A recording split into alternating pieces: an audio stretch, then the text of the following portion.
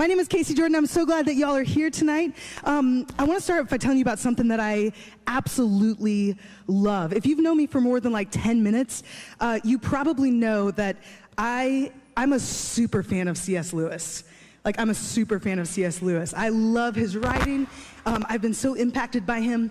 And a handful of years ago, I had an opportunity to go to England and spend a couple of weeks there studying in Oxford, where Lewis lived, studying at his home, the Kilns.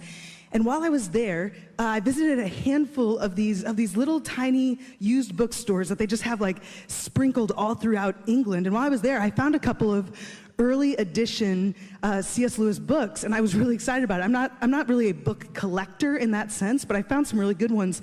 And I just want to share a few of these with you because these have become some of my favorite things in the world. So this is my second edition of Out of the Silent Planet, which is from C.S. Lewis's Space Trilogy. This year, my parents gave me for Christmas this year. This is the entire Space Trilogy. It's from 1986, I believe, but it is still in its original wrapping. So about 40 years old, still in the original wrapping. Everything in me wants to break into this and read these, and I just can't bring myself to break the wrapper, but I love this. I have an early edition of The Last Battle, the final book of the Chronicles of Narnia, which is my favorite series on earth. I love this. This is an early edition. And then finally, I've got two more that I love. This one here is a first edition of The Weight of Glory, one of my favorite things C.S. Lewis ever wrote. If you've never read that essay, it's a phenomenal essay, but this is my first edition. And then the book that really kind of got me going on collecting Lewis books is this one right here. When Lewis's wife died, he wrote this little book called A Grief Observed. And basically all that it is, it's his journal. When he was processing through the pain of losing his wife, he ended up publishing his journal because it's a very just raw, honest wrestling with, God, why did this happen? What do I do with this? And he published his journal. But while Lewis was alive, he published it under a different name, under the name N.W. Clerk. Because he had so many readers, he didn't want people to think maybe he had lost his faith or was doubting God anymore, because that wasn't the case. He was just struggling. And so he wrote under the name N.W. Clerk, and I found this copy in Oxford by N.W. Clerk. So you will not find Lewis's name anywhere in this copy of A Grief Observed, and I love this. Now, I tell you about all this because, like I said, if you've known me for any length of time, if you've had any length of a conversation with me, odds are you've heard me quote Lewis, you've heard me reference one of his books. If you're one of my friends, you've probably received a Lewis book from me at some point. If you haven't, it's coming, I promise you, because I'm constantly recommending his books, buying them for friends, giving them away. I have a stack of his books at home that I've never opened before because they're there so I can give them away when the right moment comes up. I love C.S. Lewis. Now, I tell you all this to say, as much as I love C.S. Lewis is not my savior. I talk about him because I love him, but here's the thing. If you don't read books by C.S. Lewis, it's not going to change my relationship with you. I'm not going to push you. I'm not going to, if you're not interested, you're not interested. But here's the thing. I want you to know Jesus. I want you to know Jesus. And if you have friends who don't know Jesus, I hope you want that for them too. We talk about the things that we love. So if you love Jesus, let's talk about Jesus.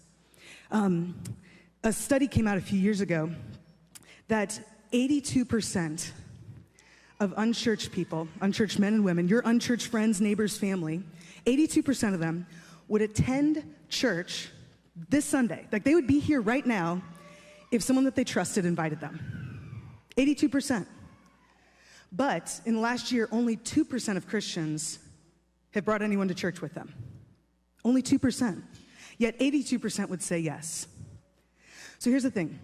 There's this opportunity coming up just about a month from now. It's called Easter. Easter is one of those opportunities where you can bring people who don't know Jesus to hear the good news of who he is and what he has done. And so what I want to challenge you to do before we move into the rest of our time together, you got a card when you came in, this Easter card. On the back, there's space for 3 names. And so I want you to write down 3 people that you are going to bring this Easter. And here's the thing, if you don't have 3 names, if 3 people don't come to mind, then my challenge is going to be a little bit different. My challenge for you is to be praying that God would provide 3 people that you could bring on Easter. So, bring 3 people. We want this room to be packed out. We wouldn't have to use the upstairs because so many people are coming to hear about Jesus. So, Easter, just about a month away. I can't wait to see you there, and I can't wait to see all of the people that you are going to bring. So, with that, we're going to move into our time together today. We're in this series right now called So What's the Difference? And throughout this series, we are talking about the difference between Christianity and other major world religions. So last week, Corey started us off by talking about the difference between Christianity and Eastern religions, specifically Hinduism and Buddhism.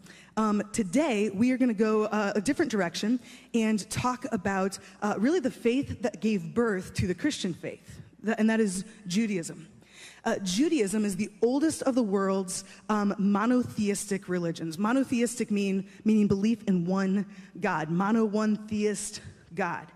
So Judaism is the oldest of the world's monotheistic, as opposed to polytheistic religions, which are beliefs in religions that believe in multiple gods. Now, if you have a background in Christianity, really at all, Judaism is not that difficult to understand.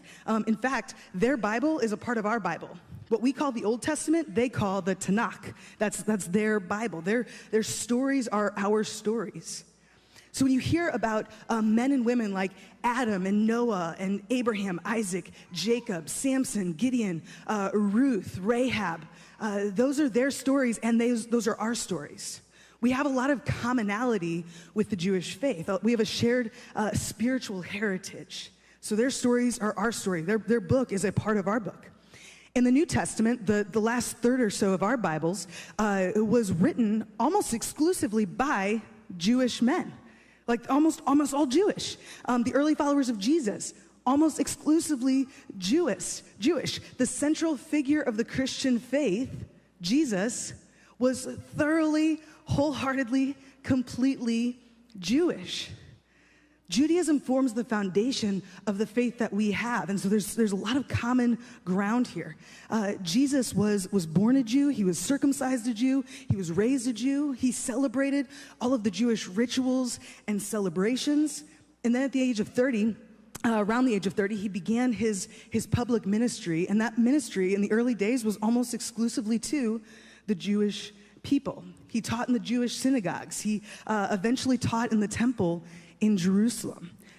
So what is the Jewish faith all about? What is it all about? And why did Christianity spring from it in such a way that it created two world religions instead of just one? So let's dig into this. Today, there are over 14 million Jews in the world. 6 million of those Jews live right here in the United States. So you might have friends and neighbors who are part of that 14 million. There are basically three branches of Judaism. The first is called Orthodox Judaism. Orthodox Jews really seek to live out their faith as closely to the teachings of the Old Testament as they can. There are a few things they can't do because there's no longer a temple, but they really seek, as far as they are able, to live out Old Testament biblical faith. The second branch is called Reformed. Reformed is a more modern branch. Some would say a more liberal branch. It's an updating, if you will, of Orthodox Judaism. Then the third branch is called Conservative. Conservative Judaism is really kind of this middle way between Orthodox Judaism and Reformed Judaism. Now here in the United States, the majority of the Jews living here are Reformed, but despite the differences between these three branches, we're not going to go into the differences. Despite the differences between these three branches, at the heart of historic Judaism is this belief that there is one and only one God, and he is the creator and ruler of the universe. That's at the heart of the Jewish faith. And the essence of this faith is captured in the book of Deuteronomy. It's the 5th book of the Bible, and it's in this passage known as the Shema. The word Shema in Hebrew means hear or listen, and we call this passage the Shema because that's the first word of the passage. So let me read this to you. Here's what it says in Deuteronomy 6. Hear, Shema, hear, O Israel, the Lord our God, the Lord is one. Love the Lord your God with all your heart and with all your soul and with all your strength. Now, beyond this belief that there is one and only one God, the Old Testament teaches that God has chosen to reveal himself to the world that he created through his chosen people so that his chosen people could be a light to all the nations. That's what the Old Testament teaches. And that story of God creating this community, this chosen people to go and be a light to the nations, really begins in the book of Genesis, the very first book of the Bible, chapter 12. So for the next few minutes, I want to kind of walk you through this history in order to get us into modern day Judaism so we can begin to talk about the differences between what the Jewish people believe, what Judaism teaches, and what we as Christians believe. So bear with me on a little bit of background here. But in Genesis chapter 12, here's what it says. The Lord said to Abram, "Leave your country, your people, and your father's household, and go to the land that I will show you. I will make you into a great nation, and I will bless you. I will make your name great, and you will be a blessing. I will bless those who bless you. Whoever curses you, I will curse, and all the people of the earth will be blessed through you." Genesis chapter 12. So you have Abram, this man named Abram, and God says, "Abram, through you, I'm going to begin to form this community, this nation, this people who is going to represent me." Now, in this passage, his name is Abram, which means father of one. But later, God changes his name to Abraham.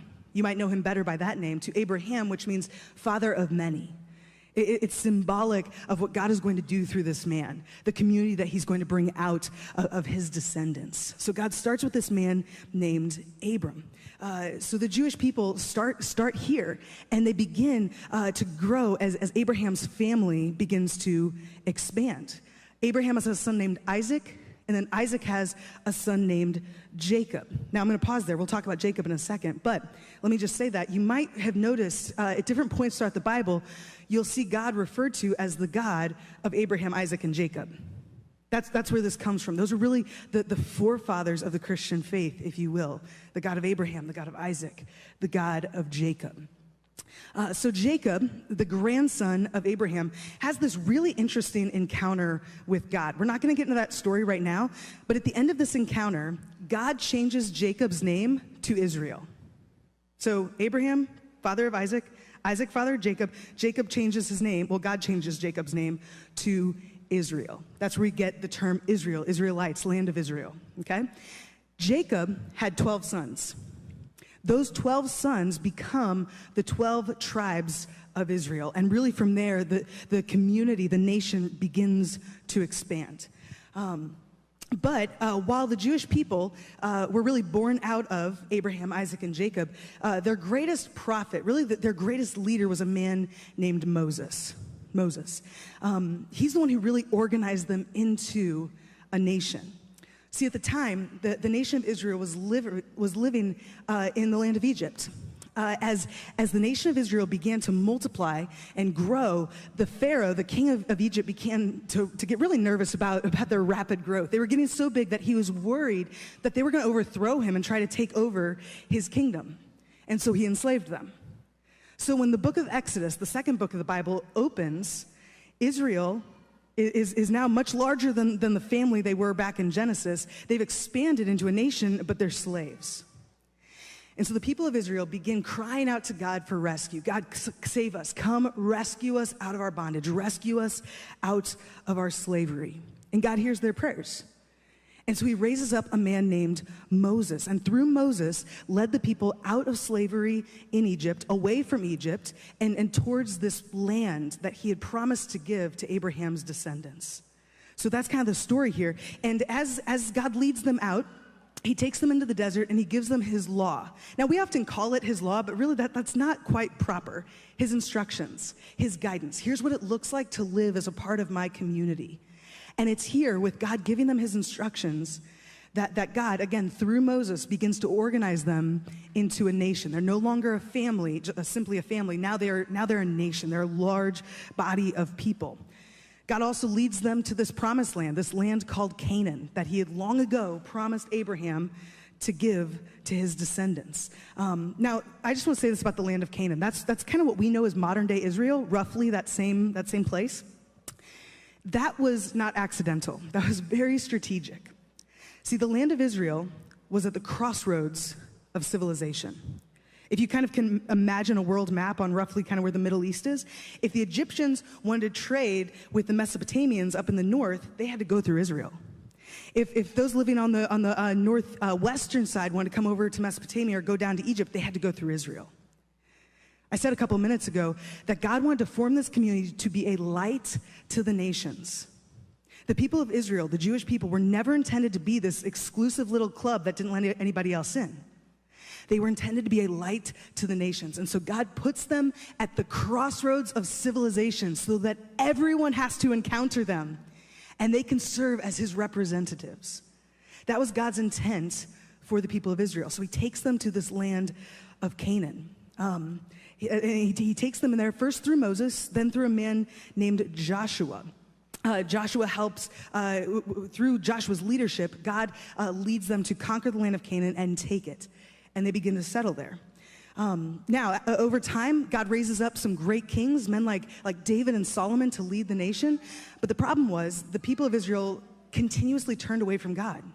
They were led by like terrible king after terrible king after terrible king.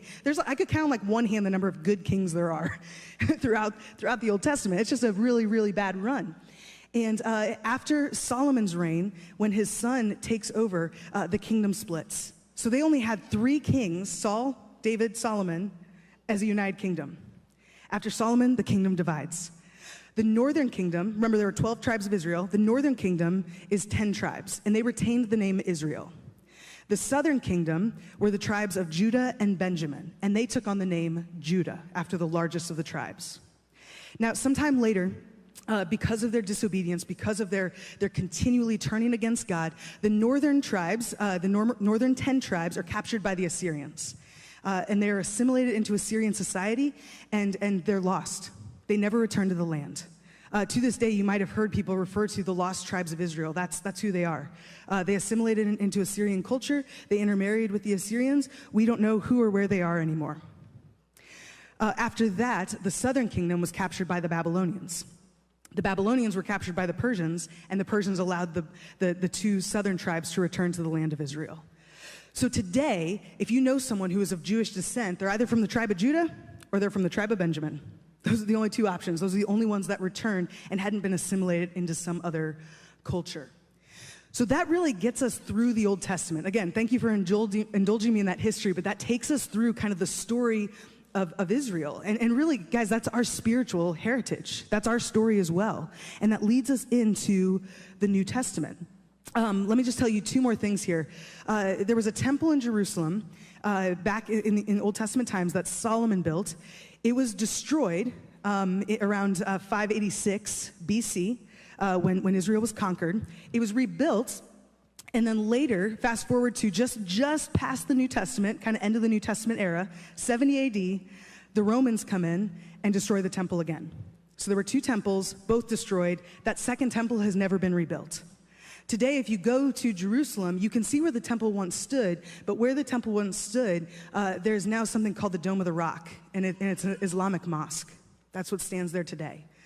So that kind of gets us into this New Testament era. But the reason I brought up the temple is because the destruction of the second temple really changed a lot for Judaism. First of all, it decentralized the faith. They could no longer meet centrally at the temple, so it really kind of spread out the Jewish faith. Second of all, it led to the rise of synagogues. The word synagogue simply means meeting place, gathering place.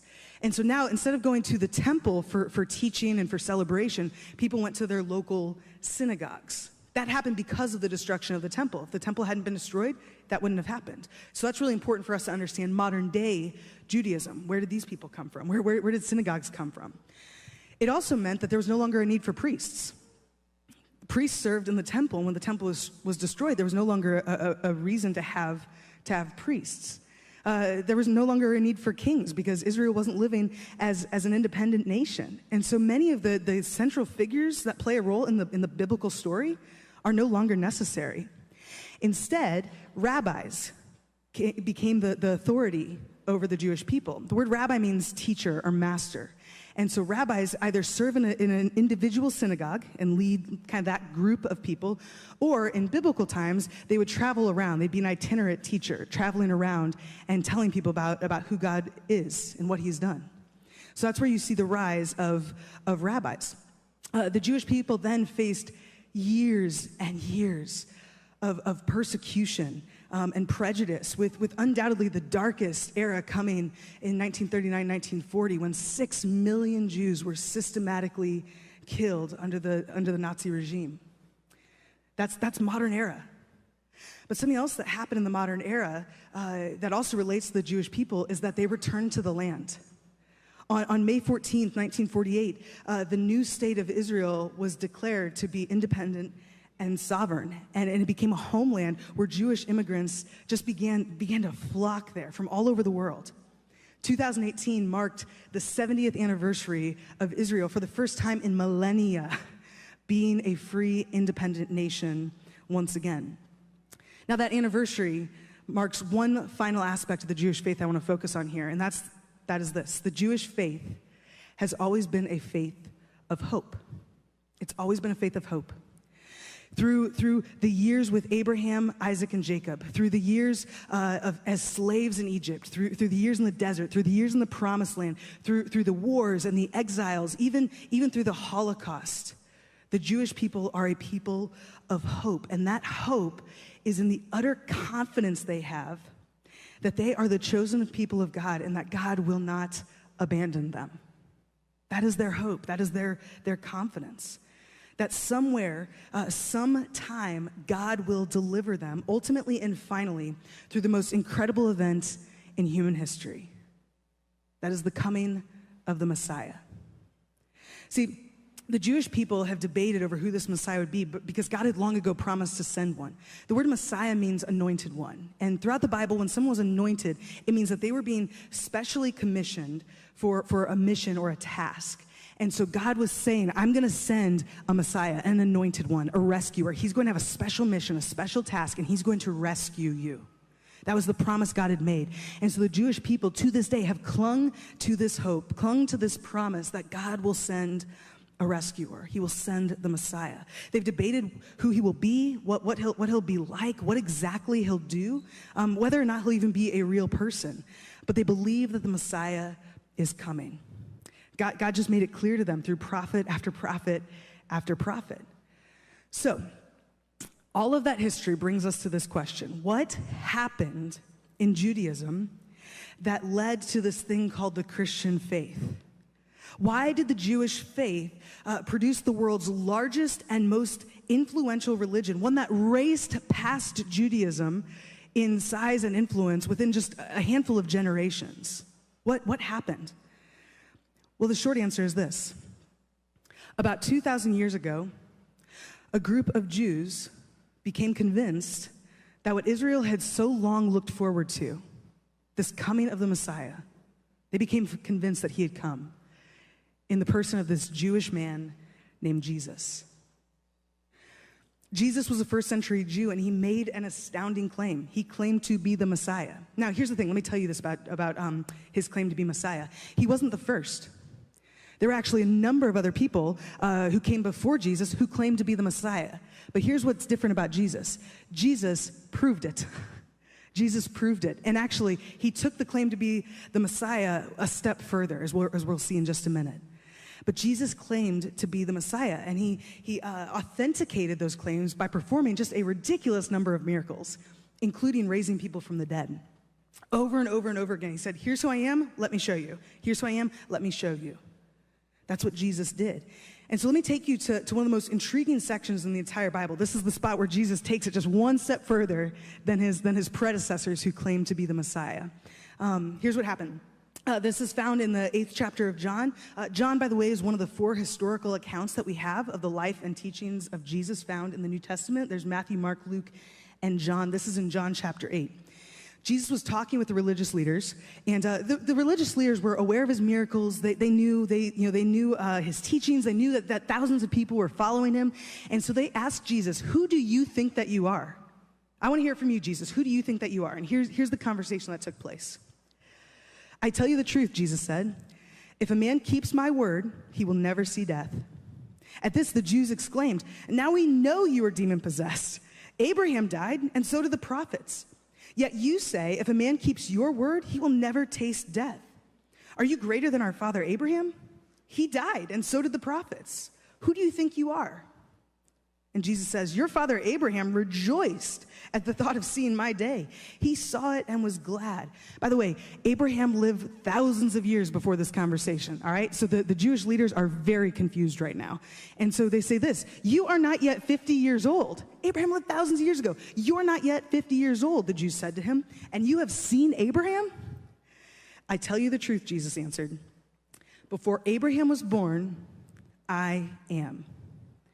At this, they picked up stones to stone him. Now, let's pause there for a second. That seems like a little bit of an overreaction, doesn't it?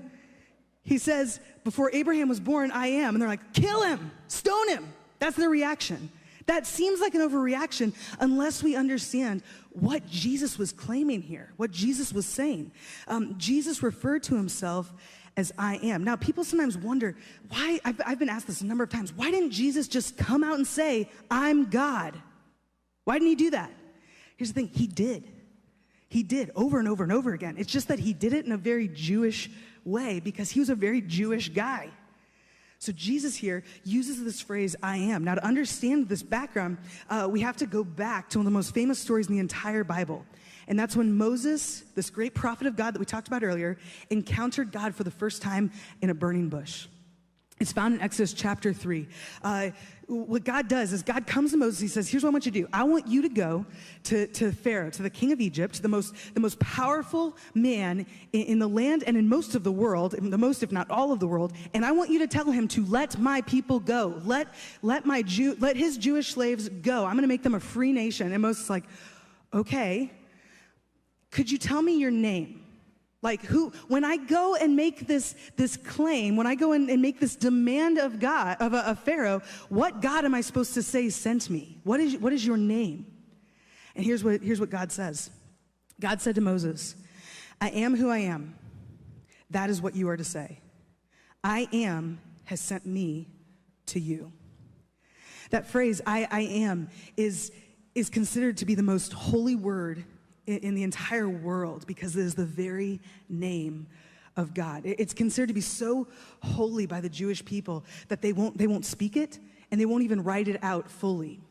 Instead, they'll just write the four consonants, YHWH.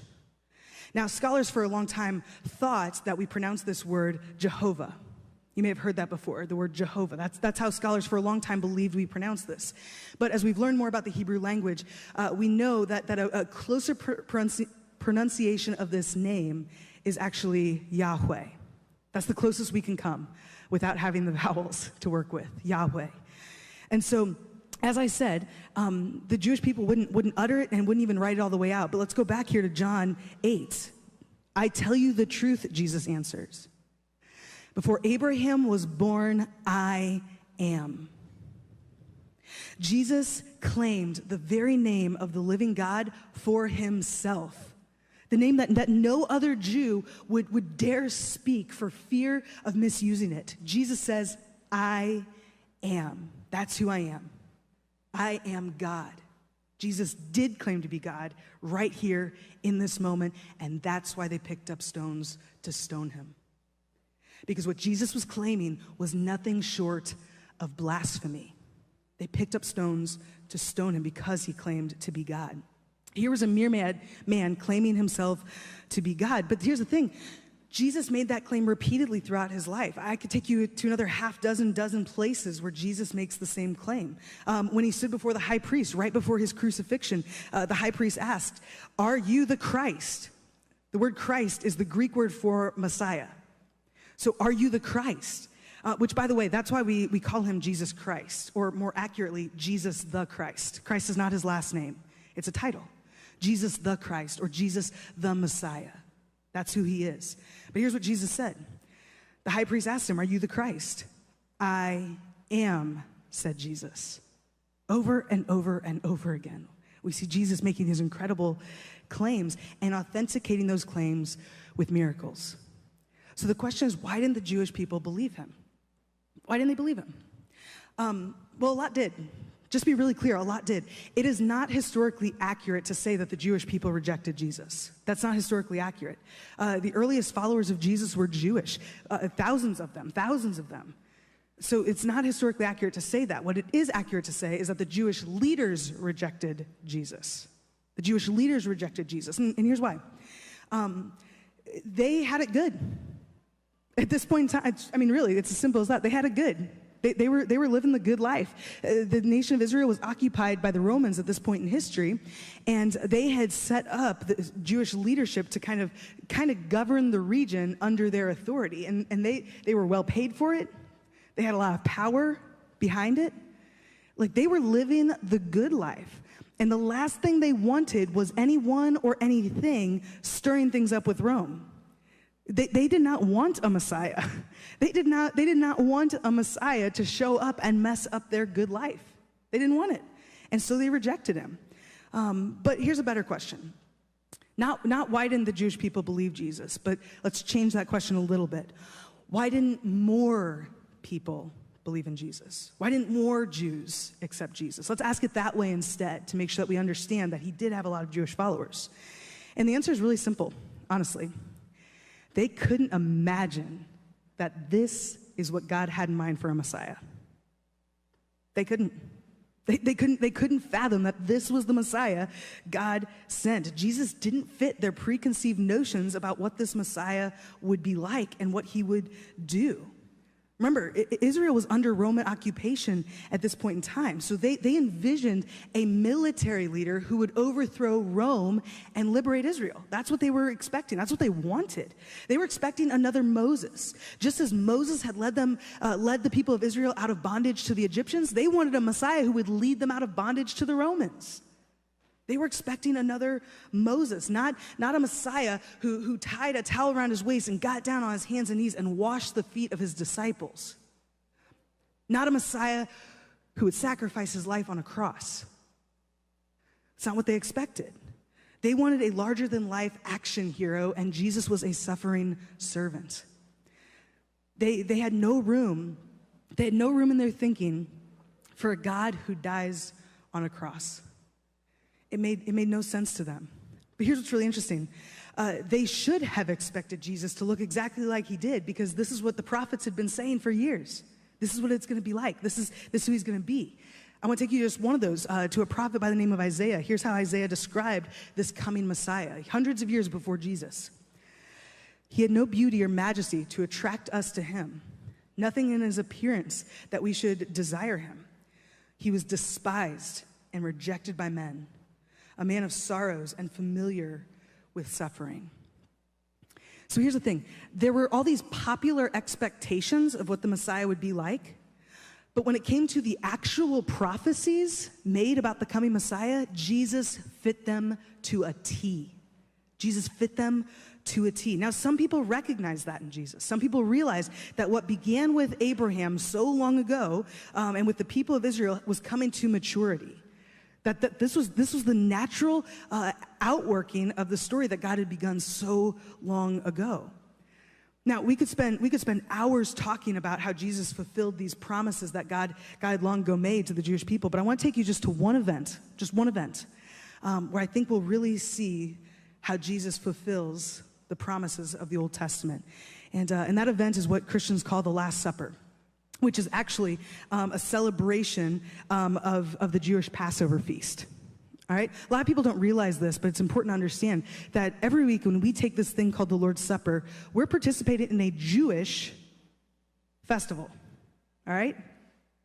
Jesus gave it new meaning, but it's Jewish in origins, and it was part of their Passover meals. Let me take you to that for a moment. As I mentioned, there was a time many centuries before where the people of Israel were enslaved to the Egyptians. So God used Moses to lead them out of bondage and into freedom. And it took plague after plague after plague to get the Pharaoh, the king of Egypt, to finally release the people of Israel. And the 10th and decisive plague was the worst of them all. It was the death of the firstborn son all throughout Egypt. Now here's the thing, and this is really important. Even though the Israelites were victims of oppression to the Egyptians, okay? Even though they were victims of oppression to the Egyptians, the Israelites were not without sin of their own. The people of Israel were every bit as deserving of God's judgment as the Egyptians were. Every bit. And so God comes to them and he says, here's what I want you to do. I want you to sacrifice a lamb, smear the blood on your door frames, and then when my angel of death, my instrument of judgment, passes through the land of Egypt, carrying out my righteous judgment, the angel of death will pass over any home marked by the blood of the lamb. Here's the thing. What the lamb's blood did is it declared, death has already visited this house. Death has already visited this house. A sacrifice has been made. Judgment has already been here. So, as the angel of death carried out God's righteous judgment upon the Egyptians, the Israelites gathered in their homes to eat one final meal in Egypt. But that final meal would become the first of many meals commemorating their last night in Egypt. In fact, before Israel even left Egypt, God instructed them, this meal that you're enjoying right now, this meal that you're eating, I want you to do this every single year. I want you to do this every year because I never want you to forget. I never want you to forget your rescue. So, faithful Jews to this day all around the world celebrate the Passover to remember the night that God rescued them out of their bondage, out of their slavery. And so what they would do is they would eat unleavened bread. The unleavened bread reminded them that they had to leave Egypt in a hurry. They couldn't wait for the dough to rise, and so they eat unleavened bread. They eat bitter herbs, and the bitter herbs are intended to remind them of the bitterness of their slavery. And they drink red wine, which reminds them of the sweetness of God's promises and the sweetness of his fulfillment. It also reminds them of the blood that was smeared over their door frames that protected them from God's judgment. So they celebrate this meal together every year. So that's the Passover meal. Fast forward centuries later, Jesus is celebrating the Passover meal with his disciples the night before he died. Here's what it says in Luke. Jesus took the bread, gave thanks and broke it, and gave it to them, saying, "This is my body given for you. Do this in remembrance of me." In the same way, after supper, he took the cup, saying, This cup is the new covenant in my blood, which is poured out for you. So, remember, the Passover meal was intended for the Jewish people to remember and to celebrate that God had rescued them from their slavery. But Jesus is here saying, God's about to do it again. God's about to do it again. This time, it's not the Egyptians that he's going to rescue you from. It's your sin that he's going to rescue from. This time, it's not the blood of a lamb that will be shed for you. It's my blood that will be shed for you. This time, you're not covered by that mark. You're covered by my mark. God is going to reenact this story. But this time, it's going to be different because this time, God is calling you out of a deeper slavery than anything you could have ever experienced in Egypt. God calling us out of our slavery to sin and into this community in relationship with him. This time, instead of the Passover meal just being for one people at one particular time in one particular place, this time it's for all people at all times and in all places. This time it has an eternal significance to it, and it's available to everyone. Not just to the people of Israel, but to the people of the entire world. That's what Jesus is doing here at this Last Supper, this Passover meal that he celebrated with his disciples. So here's what it comes down to. We as Christians share a lot of common ground with our Jewish friends. A lot of common ground with our Jewish friends. We share a common spiritual heritage. We share a common morality. We share a common belief that there is one and only one God, and he is the creator and ruler of the universe. We share that. The key difference hangs on the question of whether or not the Messiah has come. The key difference hangs on what we make of Jesus. Jesus offers himself as our sacrificial lamb. He shed his blood to cover our sins so that we can declare death has already visited this house. Judgment has come. It has been poured out on my Messiah, on my Savior. We live because he died. That's what Jesus offers.